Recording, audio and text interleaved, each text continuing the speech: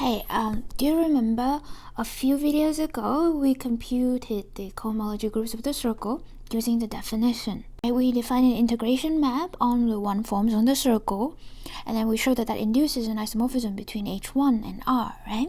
That proof was a teeny bit long, a bit tedious. I mean, the video was like 9 minutes. But now that we've known about the Mayer-Victoris sequence, we don't have to suffer anymore.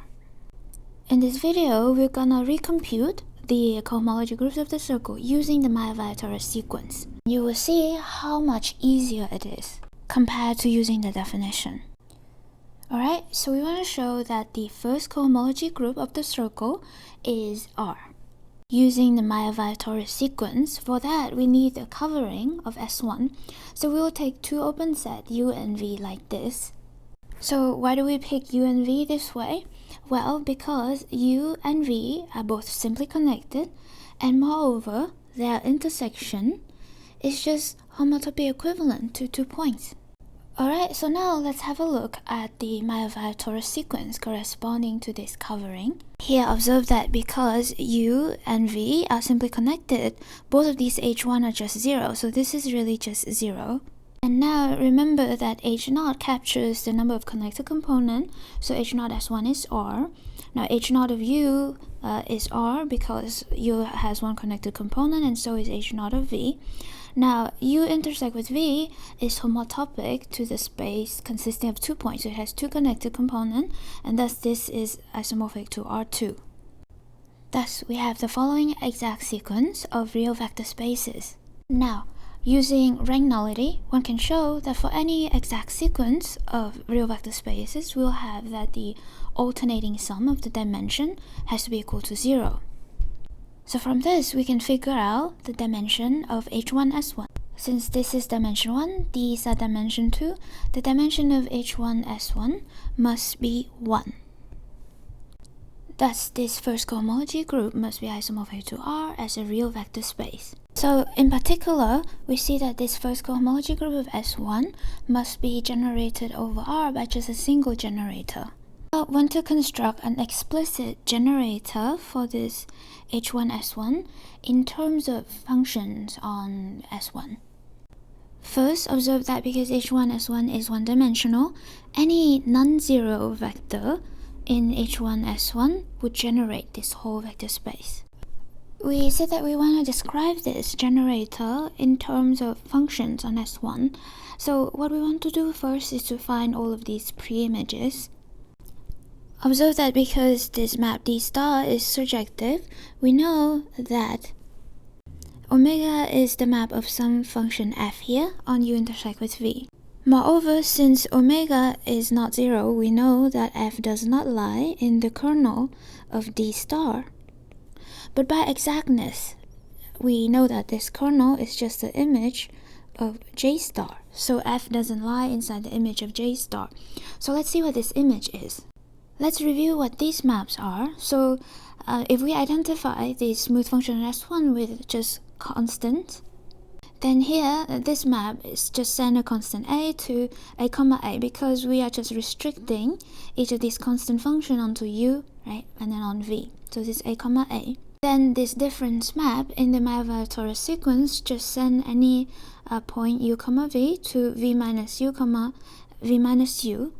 So you see the two components here are equal. In particular, the image of this J star is just a diagonal.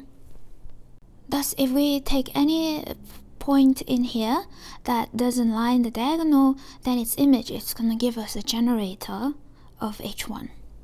So let us take a point A comma B in this H0 of U intersect with V, where A is not equal to B, so that it's not in the diagonal. Actually, let's even be more concrete. Let's just take 1 comma 0. The image of 1 comma 0 should correspond to a generator of this first cohomology of S1. Okay, so now to explicitly describe what this generator is, we need to recall how we define this connecting homomorphism.